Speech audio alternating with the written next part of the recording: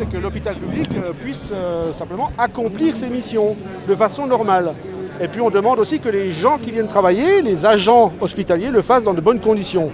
Pouvoir prendre des repos, pouvoir partir en vacances, ne pas être rappelés chez eux parce qu'il manque du monde, et puis pouvoir s'occuper des gens qui sont dans les lits, assurer la logistique pour que les gens qui s'occupent des gens qui sont dans les lits puissent être faits dans de bonnes conditions. Aujourd'hui, ce n'est pas le cas.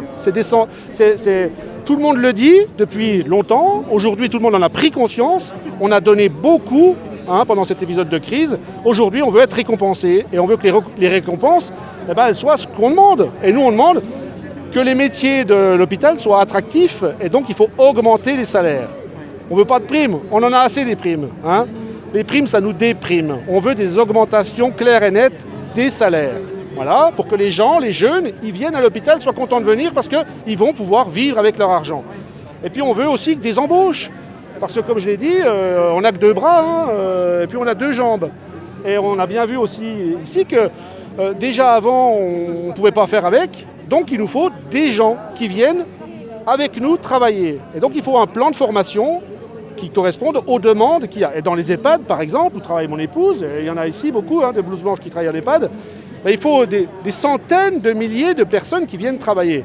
Alors, ce n'est pas des dizaines, c'est 100 000, 200 000 personnes. Là, il y a un creuset d'emplois qu'il va falloir à un moment bien prendre. Est-ce que vous y croyez encore à ce gouvernement, à cette famille politique qui s'est installée depuis 2 ans? Est-ce que tous vos messages qui ont été transmis depuis tant de temps, puisque ce n'est pas aujourd'hui que vous transmettez ce message, vous étiez sur le terrain bien avant, je vous ai suivi même à Paris dans des manifestations de blouses blanches. Est-ce que vous avez encore, je ne sais pas, un peu d'espoir par rapport à un certain changement, surtout peut-être à une oreille qui vous écoute ce que vous dites là? Aujourd'hui, je dirais que les blouses blanches, on en a assez d'écouter Macron, on en a assez d'écouter Véran, on en a assez d'écouter M. Salomon, on en a assez d'écouter M. Philippe. Nous, maintenant, ce qu'on veut, c'est plus les écouter. On s'en fout de ce qu'ils disent. On voudrait vraiment, voilà, il y a le décret qui est sorti hier. Voilà, là, on peut regarder ce qui se passe. On veut des choses, voilà. On veut du concret maintenant. Et donc, oui, on y croit. M. Macron, hier, nous a dit, moi, les promesses, je les tiens. Ouais, il nous a dit ça. Alors maintenant, il a dit qu'il allait avoir un plan pour l'hôpital. Donc, on y croit. On attend qu'il le pose sur la table et puis après on en discute. Mais maintenant, il faut qu'il le pose sur la table et il faut qu'il le pose vite sur la table parce qu'on est fatigué et maintenant on veut des réponses concrètes. Du coup, moi, j'ai envie de dire direct, j'aimerais que les gens ne travaillent pas, quoi. J'aimerais que les gens ne retournent pas travailler parce que, en fait, là, on est dans un contexte où c'est le gouvernement qui a besoin que les gens retournent au travail. Pourquoi ? Parce qu'ils veulent refaire retourner l'économie. Et là, on est dans un moment vraiment historique parce que d'habitude, on disait que le pays ne pouvait pas se passer des riches. Et puis on disait aussi qu'il fallait travailler pour gagner sa vie et nourrir son enfant.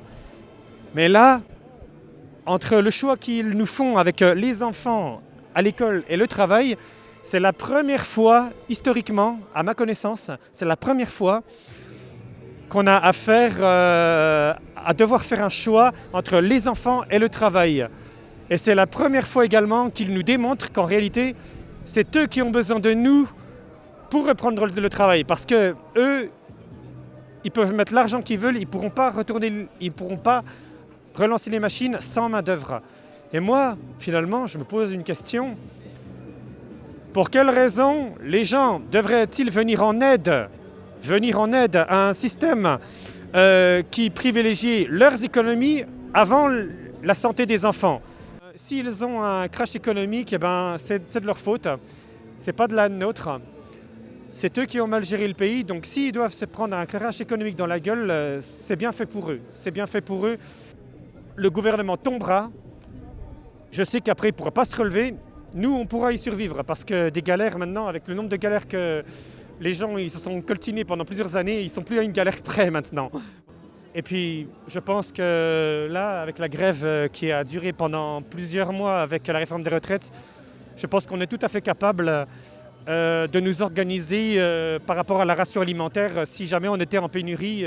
Je pense qu'on est tout à fait capable de nous organiser pour distribuer les aliments dont chacun a besoin. Quand il y a des petits commerces de quartier local, ça peut aider au partage parce que chacun peut aller faire ses courses dans son petit quartier, parce que ce qui provoque la compétition de chacun contre tous dans les grandes surfaces, c'est précisément parce que les grandes surfaces ne sont pas dans les quartiers. Du coup, ça fait déplacer les gens, ça les oblige à arriver avant tous les autres, prendre le premier produit avant tous les autres, parce que les gens se déplacent pour aller chercher le même truc. Mais si les commerces sont dans chaque quartier, ça va diviser les gens. Chacun va aller à son endroit et il n'y aura pas lieu de faire la course et de se battre, parce que chacun aura trouvé ce qu'il lui faut dans chaque commerce de quartier.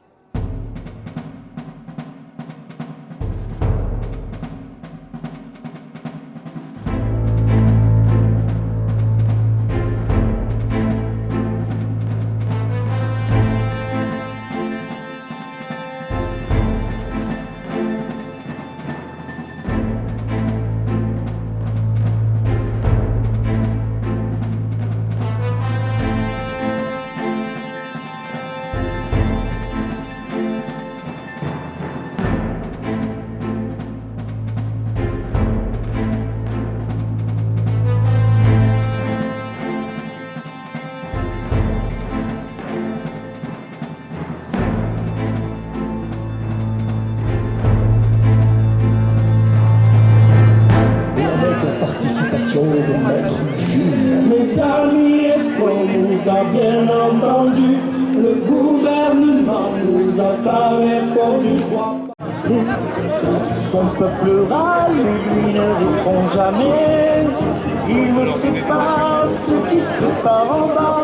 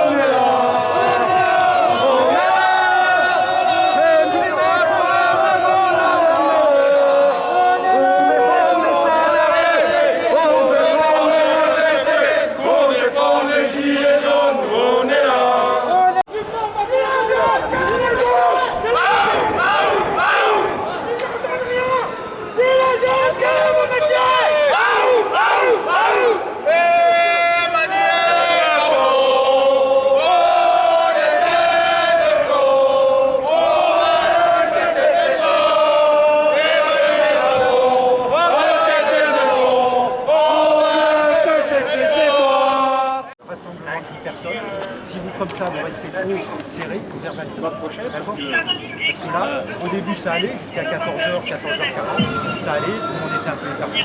Moi, je suivais ça, il n'y avait pas de soucis. Et là, ça y est, regardez combien vous êtes. Donc si simplement il y a la sono qui continue, je ne sais pas qui ça appartient à la sono. Donc voilà. Sachez que pour même cette intervention, on peut saisir l'engin et ça va la sono. Après, la personne va manifester, ça c'est la première chose. Et la deuxième, si ça continue, on ne verbalisera si ceux qui doivent faire. Là, il y a de la musique, c'est pas un tapage. C'est un tapage. On est appelé par les... Le tapage social que Macron fait, c'est pas interdit? Mais d'abord les citoyens par Macron, c'est normal. Vous trouvez ça normal ce que fait Macron alors? Le tapage social, il fait... C'est normal.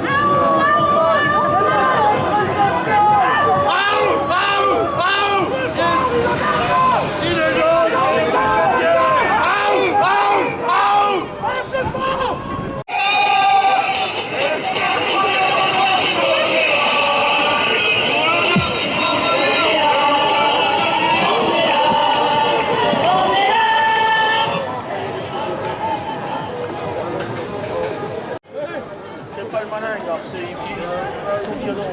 Je te le dis, ils sont violents, ils sont violents. Allez, je te dis. Il y a un gars, bon, je suis fonctionnaire.